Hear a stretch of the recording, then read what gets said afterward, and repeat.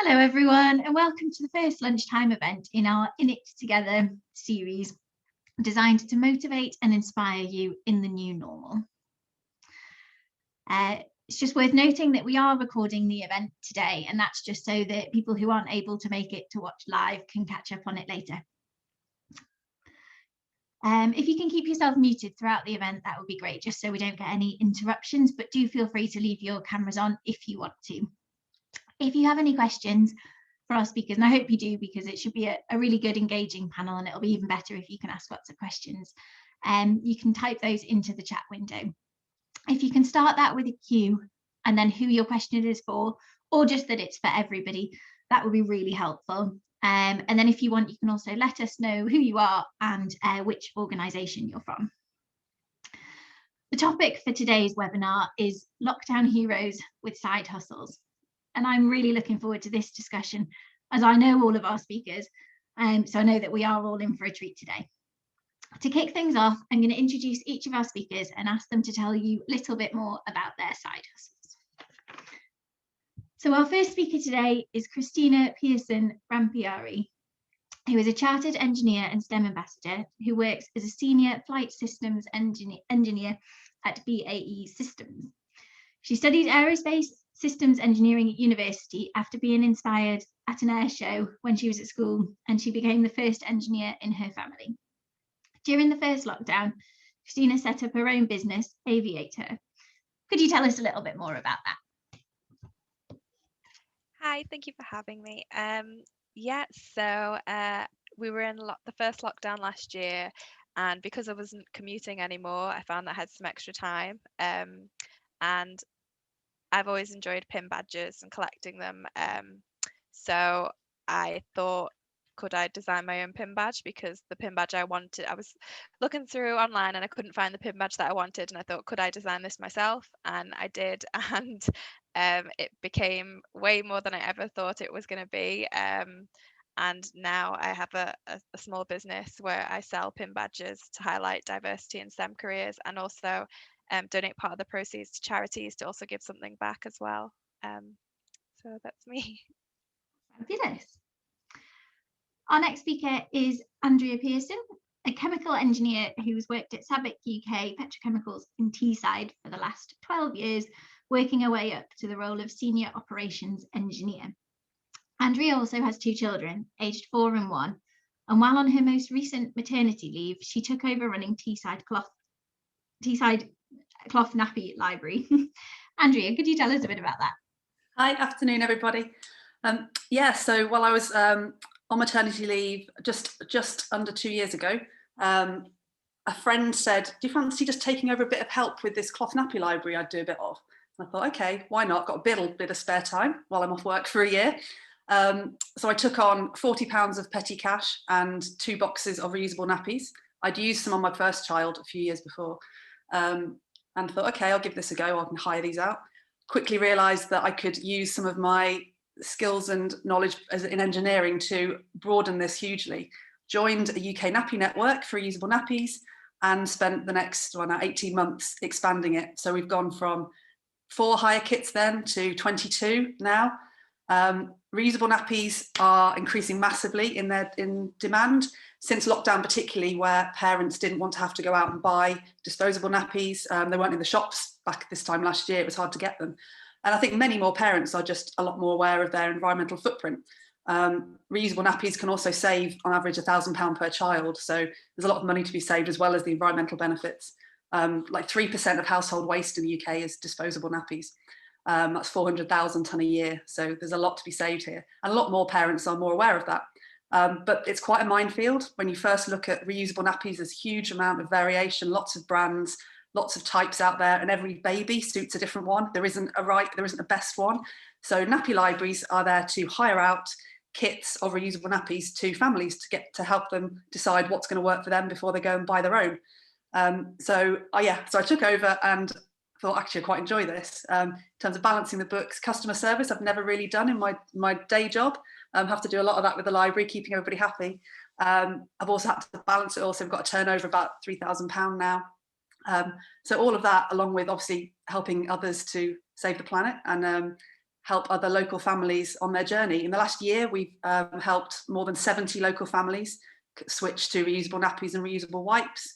And that we worked out just in Teesside, that has saved about 50 tonnes of waste going to landfill or incineration locally. We've now got a volunteer, we've got 8 volunteers across Teesside who are all enjoying helping others save the planet. So yeah, expanded my own knowledge. I love doing it alongside work. It fills up my evenings and weekends, but I really enjoy it. Something totally different, puts my mind on something else, not engineering, and really enjoy it. Yeah. Yes. And our final speaker is Alexandra Knight.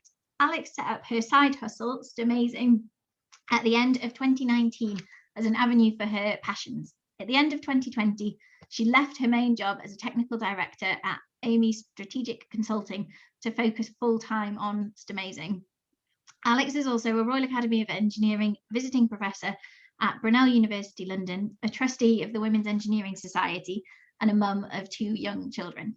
Alex, can you tell us a bit more about Stamazing? Yes, absolutely. Thanks for having me. And inspirational stories as well from Christina and Andrea, like amazing stuff going on.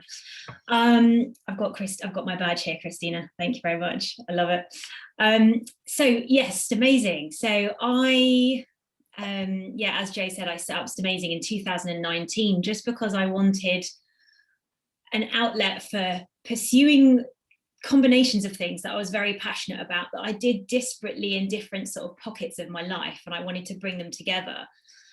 And I thought I'll just do this kind of as a hobby, side hustle, because I'm enjoying doing it.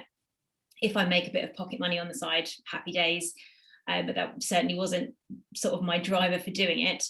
And then it sort of gained a bit of interest and a bit of like support from different organizations saying they thought what I was doing was a great thing and how could they tap into it. So I set up a mentoring program, sort of a mentoring accelerator, I'm calling. So it's not just kind of bog standard mentoring, but it's a bit of a step beyond that to support women in STEM who feel they need maybe empowerment, lacking confidence, to really contribute fully in their roles and progress with their professional development. And when I was doing that, I was realizing that there really is almost like, quite a problem we've got with women in STEM who are completely capable, amazing women who don't realize their own value and don't feel like they can voice, what they think in meetings and things because of scared of embarrassment or ridicule or something. So I thought, gosh, that this is really something I feel like this is quite eye-opening for me. At the same time, I'd started doing Stamazing Kids Clubs online, and just as I was about to launch it in schools, lockdown happened. So I moved it online. It took me a little while to make the decision to move it online, because I really thought, with the age I'm targeting, 5 to 9-year-olds, trying to get them to do STEM activities and experiments when I can't be physically there to help them, it could be a complete disaster. So I did a bit of a test with just 4 of them, 4 sessions, got some good feedback, and then I've been doing those twice weekly since October. Got about 100 kids doing those online little STEM activities and experiments. And then recently, so back in September, I left my job because I felt like I could actually, A, financially support myself doing my own thing, and B, felt like lockdown was such an opportunity in a way to make me think, probably a lot of people think, where do you want to spend your valuable time and energy? What do you want to do with your life? Like some of these like big kind of moments of thinking, like, I love my job in engineering. It's really interesting. I love working with all those people, but is it where I can make the biggest impact? And I decided that was through Stamazing, for now anyway. And then the kind of brought together Stamazing Women initiative with the mentoring and Stamazing Kids. And I've just launched the Stamazing Inspiration Academy, where I've got 45 women going through kind of similar to my mentoring program, building their confidence and particularly confidence on camera, and then training them up to deliver 6 of my Stamazing Kids sessions that will then go into schools.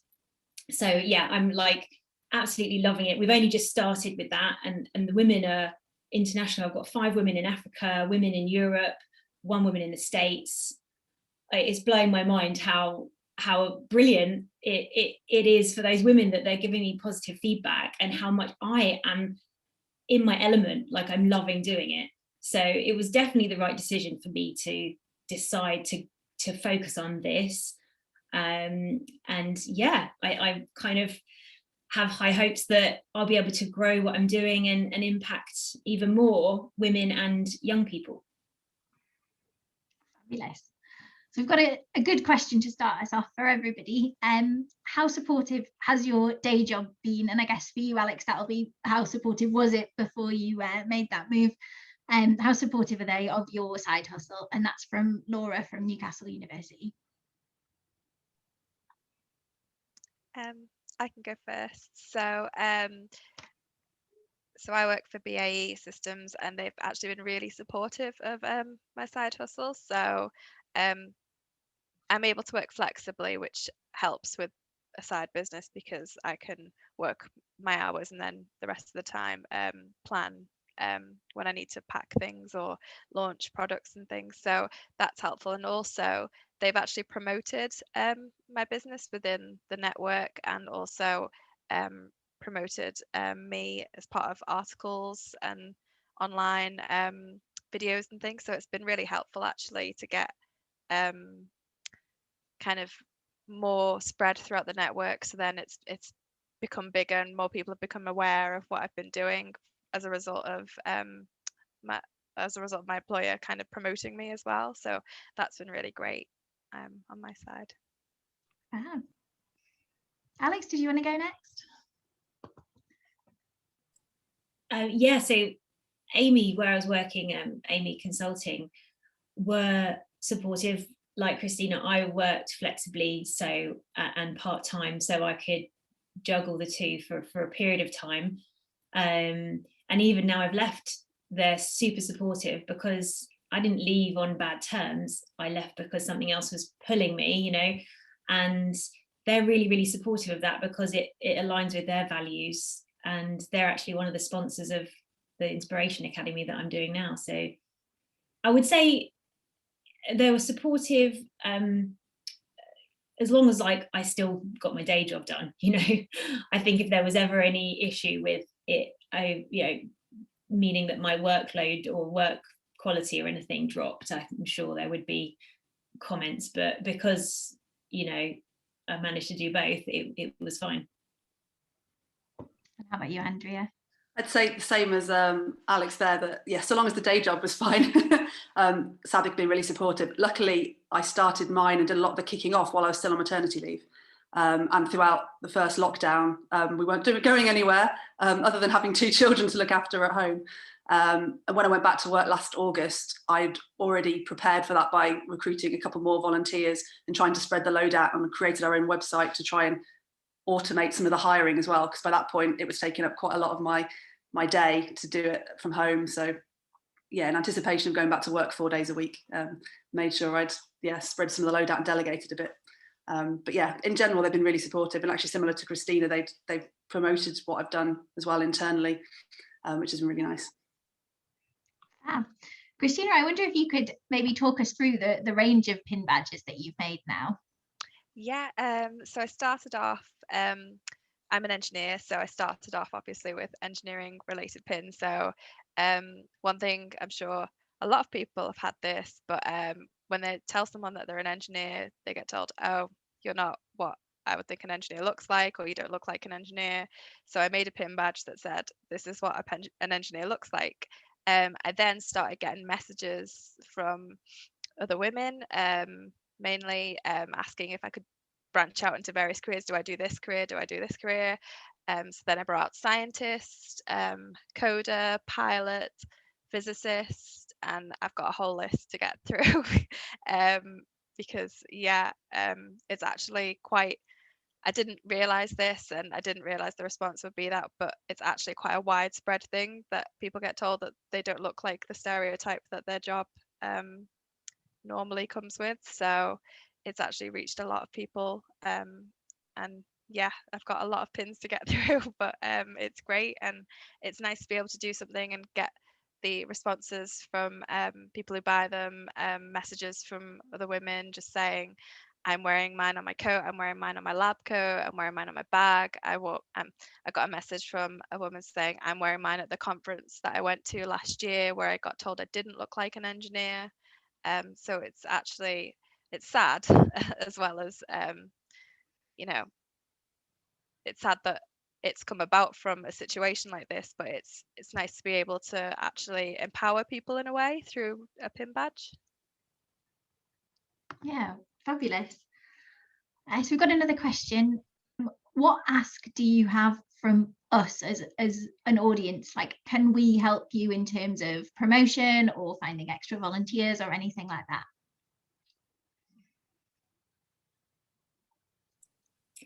For me, I'll just go first.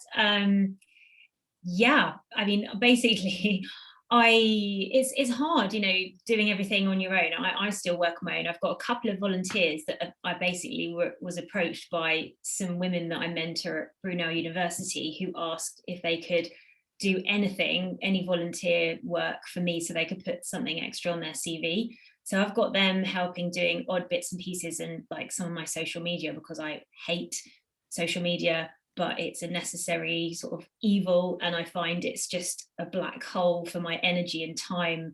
So if they can do some social media posts for me that are, you know, helping to spread the word about what I'm doing, then that's really helpful.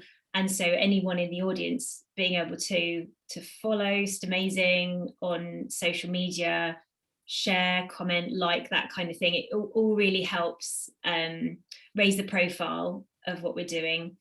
And if you know any women or yourselves that would be interested in coming on the Inspiration Academy, it's free for women because it's sponsored. The current round I'm doing at the moment is closed, but I'm hoping to open a future round maybe later on this year. So you can subscribe on my website, which is stamazinglimited.com, and be the first to know about that. And I'd love to have more women involved in that. So yeah, that's one thing they could do to really help. I guess for me, it would be anyone you know who's soon to be parent or parent of young children, that reusable nappies are available and aren't that difficult to use and are becoming more and more mainstream. And to look up your local nappy library. They're all over the country. We're Teesside, but they're all over. And there's a UK website. You can just Google, look at my local nappy library. And there are people all over the country, just volunteer mums just like me, who are happy to give free help and advice on how to find them and how to use them. Yeah. And I guess for me as well, it's just spreading awareness and sharing. I think small businesses, it's quite hard to kind of put your name out there sometimes. So it is kind of sharing on social media and just yeah, in that way is really helpful if anyone can. Yeah, and Paula's really helpfully put all three links in the chat. So if anybody does want to follow up on any or all of these, they're all in there for you. And then there's another question here of it was International Women's Day last week. What was your choose to challenge? Did you come up with a specific one, or? Well, probably similar to Christina. Like, my choose to challenge is all about challenging gender stereotypes, but also challenging my own unconscious bias. So, you know, the fact that we all have unconscious bias, so much has happened in the world in the last couple of years that's made us all really think, like, what is my role to play in this society to make it more inclusive to everyone? And so, although I'm very much championing women in STEM to be more confident, visible role models to inspire themselves and inspire the next generation, but I think we can all challenge ourselves as well and our own unconscious biases. So that's what I choose to challenge. Yeah, I'm definitely the same. And I think as well, something that's been eye-opening for me is that I first kind of was aiming these pin badges at other women, but actually there's been other men that have bought pins, and it's not just women that don't feel like they don't fit in.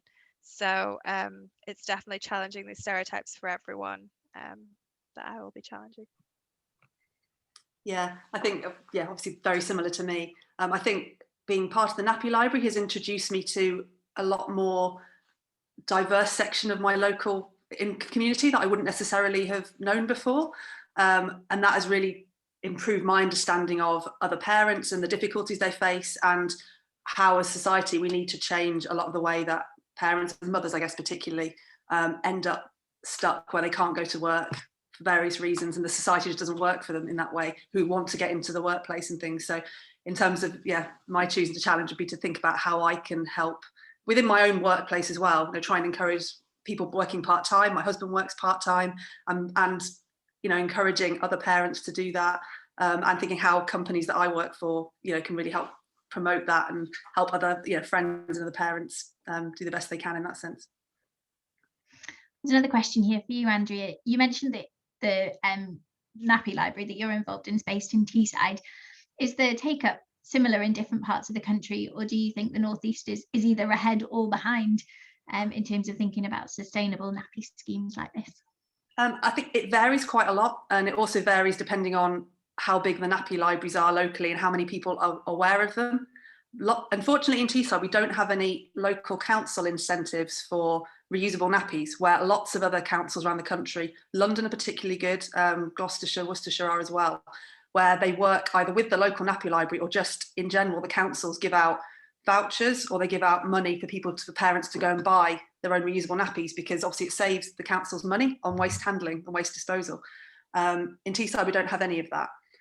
So we're hopefully in the next year going to try and work with, unfortunately, the 5 local authorities in Teesside. It's not that simple just being one, to see how we can work with them to show them, you know, how much money we can save them by promoting reusable nappies and wipes, and hopefully try and work together to come to some sort of incentive that would really help local families. I think it's increasing all over the country. The manufacturers who sell them, the retailers who sell them, were completely bowled over by demand kind of March, April last year.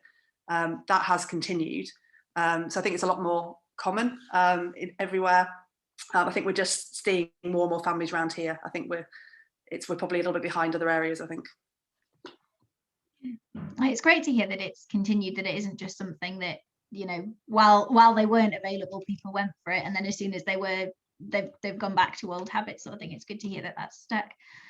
Another question for you, Andrea. Can companies sign up to the nappy library on behalf of employees and then be able to offer it as a benefit, or is it something that is just available to individual families? At the moment, just individuals, but I do like that as an idea. That'd be something really interesting. I don't know of any other libraries that do that kind of thing, but that would be a great idea, because I think having it as a benefit, I mean, we charge very little. It's £10 to hire a kit. It's, you know, almost nothing. It just covers our costs really.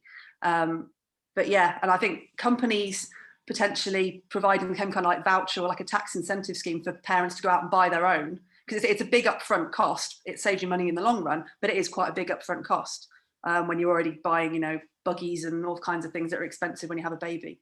So yeah, something like that I think would, yeah, potentially be quite an interesting and exciting way of looking at it. Fab. Then we've got another question for everybody. What would your advice be for someone wanting to embark on something new or different? Or shall I go, seeing I'm already unmuted? Just if you've got an idea and you're passionate about it, go for it. I've really kind of realised in myself how discovering something that I really care about and really want to work hard on just motivates me to spend all my spare time doing it. And I think, you know, even if other people are doubting you, if you've got that passion and drive for something, that'll get you where you need to be, because you'll put your all into it to get there. I think I kind of surprised myself in that.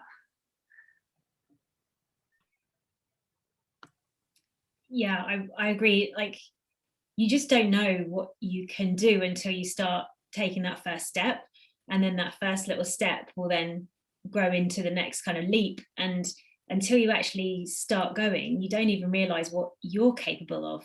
So I think it can seem a bit scary and overwhelming, the thought of setting up a business, but I took it literally one step at a time, maybe a bit naively about everything that I actually had to do.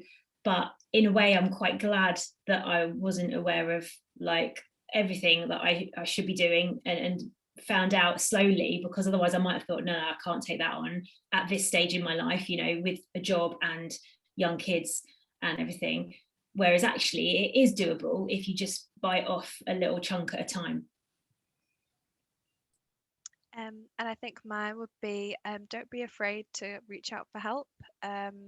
There's a lot of advice that's out there that's available. One thing that I did was actually we have the women's organisation who are based in Liverpool, and they have free business advisors. So I used a business advisor for free, which really helped with a lot of the things that I didn't understand being totally new to business. So that was really helpful, actually. That's a great tip. Sticking with you, Christina, somebody's asked, what badges will you bring out next? And do you plan to bring any other products to market? So I don't have any plans. Well, I'm doing a bit of research on some other products at the moment, but I don't have plans as of yet set. But my next badge, I've had a lot of requests from chemists. So my next badge will be for, well, I've got one coming out which is a STEM related one, and then following that will be for chemists. So that'll be nice to bring out. Wow. And another question for you, at Climate Action North, we have a global Wilder ambassador, 7-year-old Lorelei. I think she is creating an environment badge. And Julie's asked, would you be willing to send her a message of support? Of course. Is she? Oh, is there a link there? Yeah. No, that sounds amazing. That's well done to her. That's fabulous to hear. I'll definitely send a message. Fabulous, thanks. What sort of skills do you think you've developed? I think we've maybe touched on a couple of these things, but in a bit more detail, what skills have you developed from your side hustles?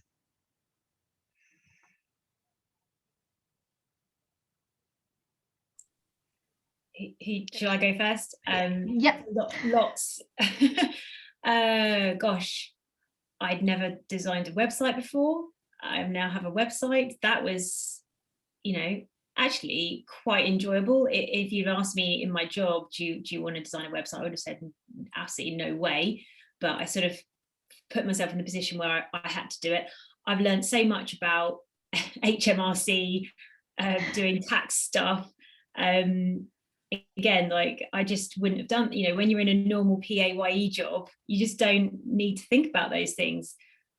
So I've learned absolutely loads. I feel like also learning to actually be more realistic about my plans. So in my previous jobs where I've had teams of people working with me, for me, being able to sort of take on something and delegate straight off kind of meant that I felt like I could really take on some big things, and now I'm having to learn to really be realistic about what I can do, and also the fact that I am part of my decision for leaving and doing Stamazing is so that I can have more control over my work-life balance. And actually I want to create more time and space for me with my kids, me with my husband, friends, family. I want that. So I'm learning and still learning to be much more realistic about expectations I set on myself and on others around me. I want to say definitely I agree with that 100%. Definitely balancing a small business and a job and a family.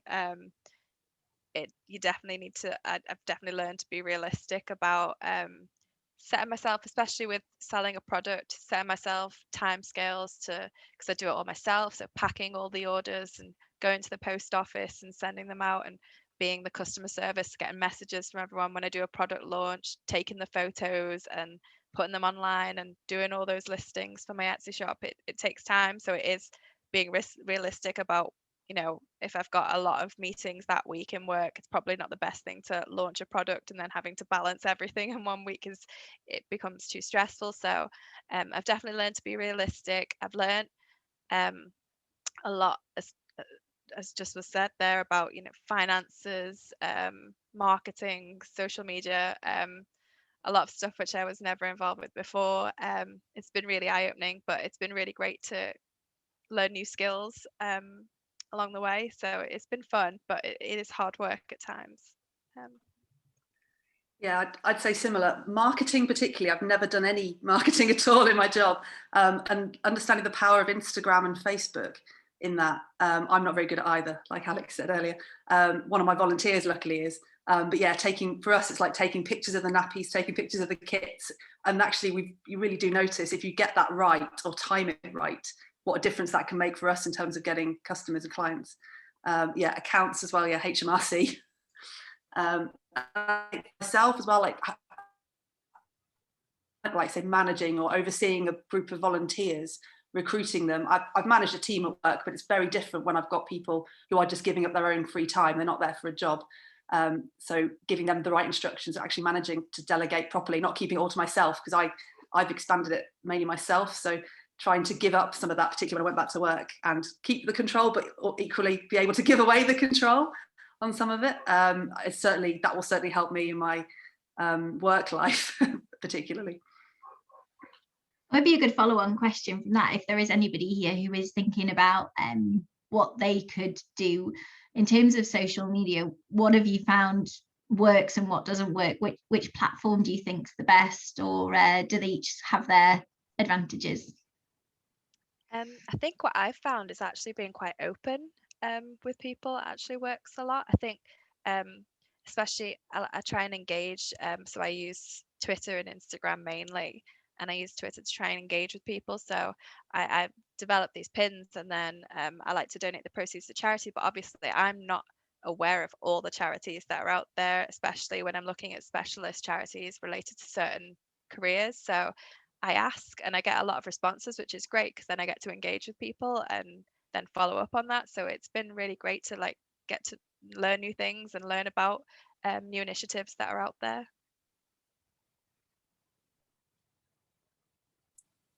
I honestly don't feel like I know enough about social media still. I feel like everything is still trial and error. Like I started off trying to do everything, trying to do LinkedIn, Facebook, Instagram, Twitter, and just felt like I was just drowning with spending all my time doing social media instead of actually doing what I wanted to be doing. So I kind of took a different strategy now, where I just don't do sort of regular timed posts. Like I've read things about, oh, if you want to build your following on social media, you have to have regular, consistent posts and engagement and things. I just can't do that, and I don't want to do that, so I'm not doing that. So I just post stuff when I feel like I am inspired, or I feel like I've got something I really want to share, or if one of my volunteers has produced a lovely post, then I'll post that. But I do find it, yeah, quite draining, if I'm honest. I just don't think I've worked out how to use it to its maximum potential, or kind of to benefit me and others. I just feel like at the moment it's still an uphill struggle, so it kind of puts me off, if I'm honest. For us, I think with nappies, Instagram seems to be the way that we get a lot of interactions with particular manufacturers and retailers in the UK. And for as a nappy library, having that link, we post something and then link that back to the manufacturer of the nappy. We have to be careful to sort of stay reasonably neutral, because we're recommending, or not recommending, we're just giving advice on whatever there is out there. But we do try to link up, and the retailers give us discounts to put nappies in our kits. So for us, generally Instagram is kind of the best way of sharing that. I said I'm not very good at that. One of my volunteers luckily is.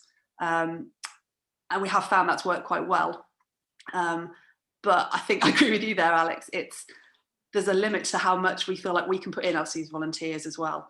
I'm not sure, in general, our day-to-day business of actually getting clients and what we do doesn't really rely on promoting that through Instagram particularly. Having a Facebook page, which we message all our clients through and operate sort of the business through, that is what works for us. But yeah, Instagram, getting it right is very difficult, I think, and you've really got to have a creative eye, which I don't particularly, in terms of taking pictures to get noticed. I think it's quite tricky, but I think it can really expand a business, and I've seen that with friends who've started other kind of side hustles, and how well they've managed that to work. Yeah, I'm just not very good at it.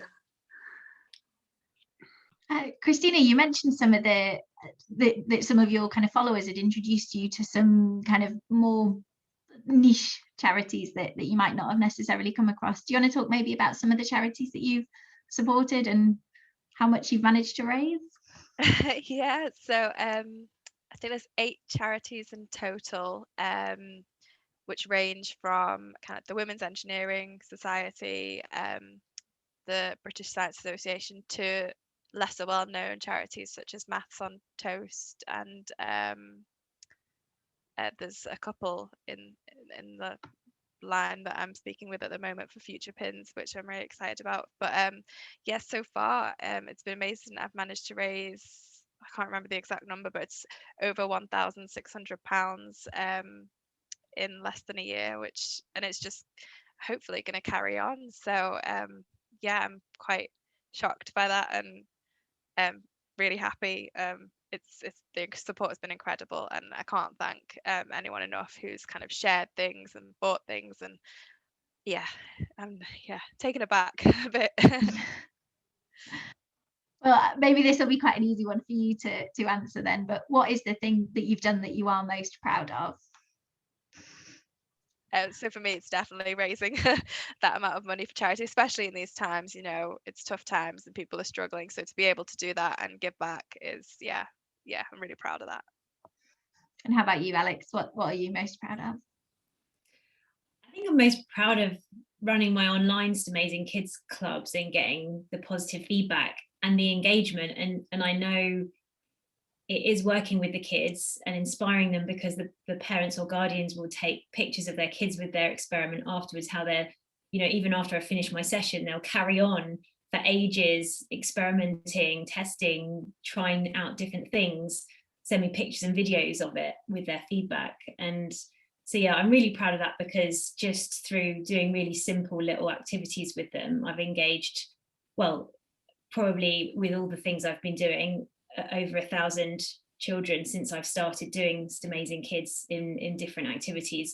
On the online clubs, which is a 13-week program, I've had over 100 kids go through that. And I think that's important, having the consistent engagement rather than just a one-off thing, for kids to actually remember a role model that is different to the stereotypical kind of what they might think an engineer or someone in STEM looks like. So yeah, I'm really proud of that, and the fact that that's worked well. And who knows where that's going to go, because even now kids are back in school. I mean, we can't go in and do STEM clubs face-to-face, hands-on still, but at some point we will be able to.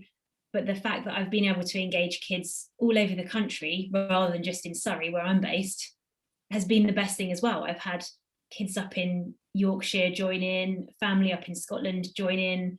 So actually, if I can carry on doing something online when I also go back to face-to-face stuff, then that'll be good. I think this is what we're all learning, is actually maybe a hybrid model going forward might be the best way to go. And Andrea, did you want to talk about what you're most proud of? I think for me, it's knowing how many families locally we've converted to at least part-time reusable nappy use. And for each one of them, they will have told another friend or another family member who knows about that they exist now. So it's really just getting the word out, and yeah, hopefully we've helped to get that word a lot more widespread than it was before. Yeah. So I've got a question here from Julie, who says that when she works with students, she says that engineering can take you anywhere you want. Is that something that you thought when you started out in your careers? Shall I go first? Part of the reason I studied chemical engineering was I didn't know what I wanted to do, and it kept options open. I did a placement year that kind of made me see that I wanted to go work on a big manufacturing plant.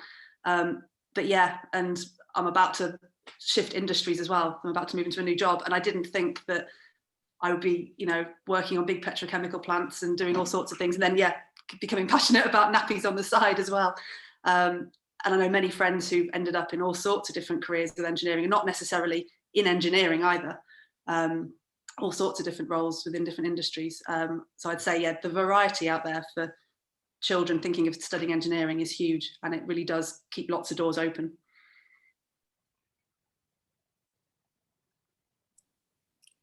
Yeah, I completely agree. Like when I was considering doing engineering, similar to Andrea, I didn't actually know what I wanted to do, but my physics teacher said to me, engineering will open doors. And I've always remembered that. It won't close any doors. You've got so many doors open to you once you get a foundation in engineering. Then you can sort of work out where your passion lies. So I think it's really hard to work out where your passion lies when you're 18. And I think for me, the fact that I went into consultancy for so many years meant I did genuinely get such a huge variety, from working on wheelchairs for disabled kids to submarines to power industry in Thailand to all over bridges. Like, you know, I've done so many different types of engineering projects, all with a mechanical engineering undergrad, and it genuinely just has opened doors for me. So that's what I always tell kids when I speak to them, is that engineering opens doors. I think for me, I knew I wanted to do engineering, but didn't realize how many doors it would open until I started applying for jobs. Because I actually I did a degree in engineering, but didn't actually know what kind of job I wanted to do from that. And then when it came to applying for jobs, it was like, look at all these jobs that are out there that are engineering. It's something that I like to talk about when I do like STEM engagement, is actually engineering is in so many different sectors and so many different types of roles. And even now when people ask, what do I want to do next in my career, I don't know at the moment. You know, there's so many possibilities. I could go into certain different types of roles that it is just yeah, it's great that the doors are all open just from doing engineering. So Laura's asked, what's your plan for your next hustle? Engineers have a reputation for getting bored quickly. So if this sounds like you, what's next?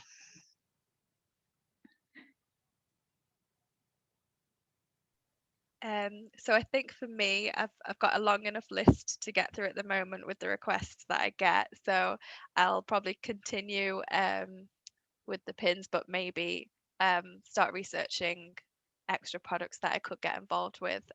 But I'm not at that stage yet, definitely. Less than a year I've been doing this. So yeah, I'll keep going and then see what I can do to bring into my shop. But that's what I've got planned at the moment.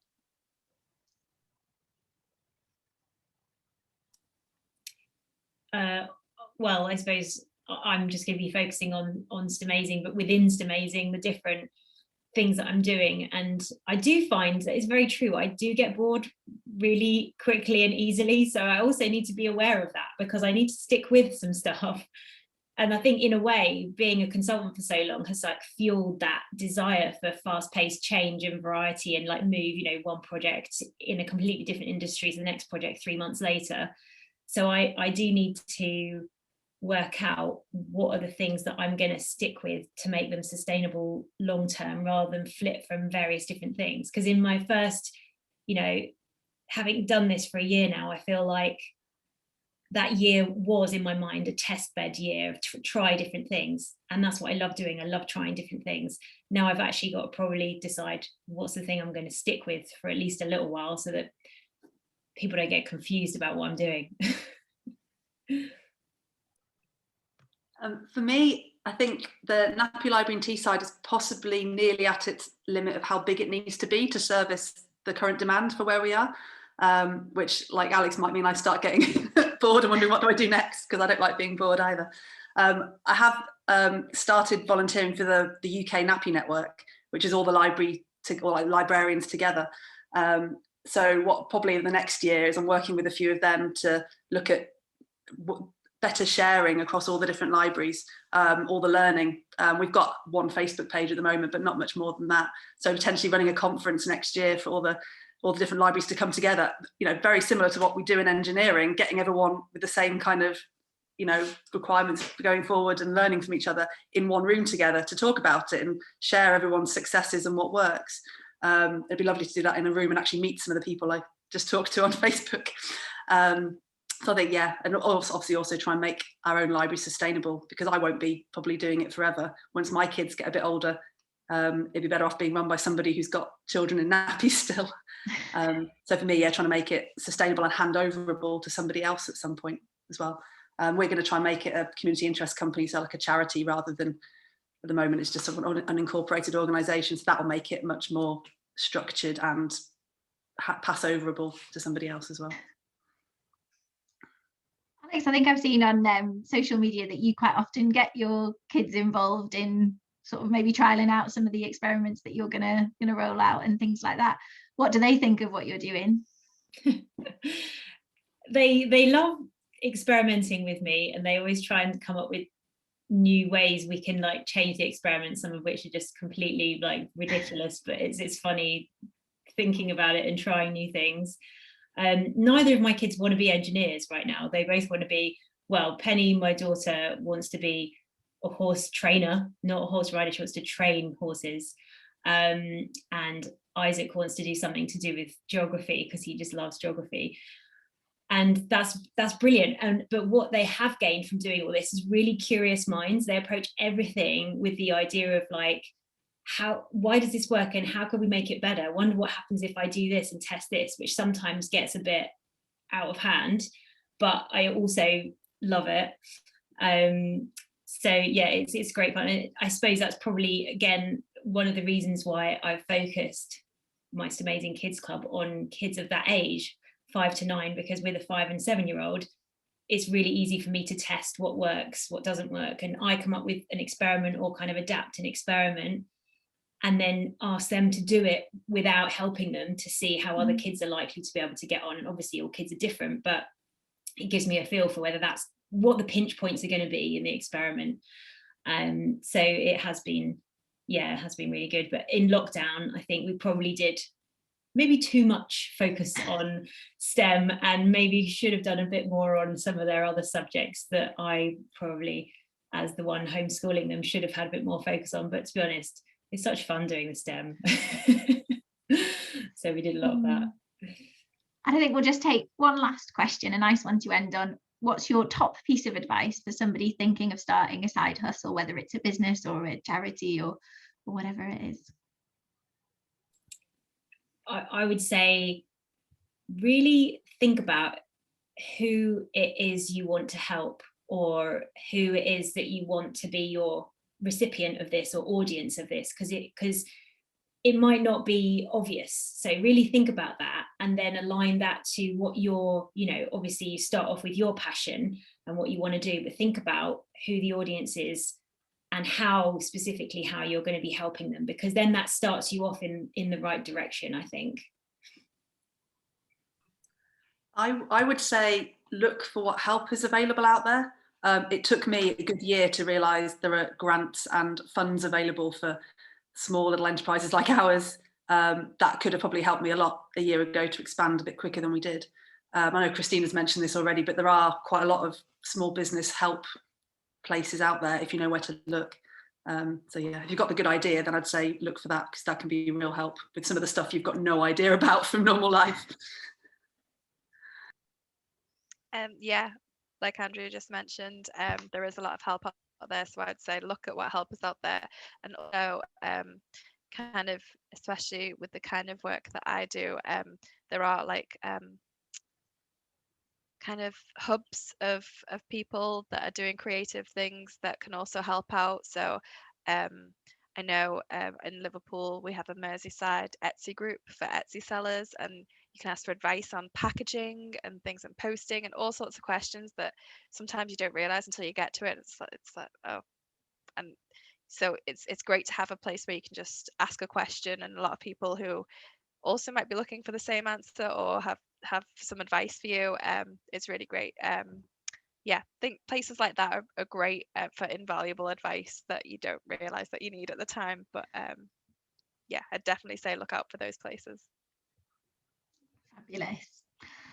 Oh, well, yeah, I think that brings us to a close today. As we said at the beginning, this event was recorded, so if you missed any bits of it, or if you wanted to let anybody else know that it would be a good one to catch up on it, it's going to be available on the Engineering Together YouTube channel.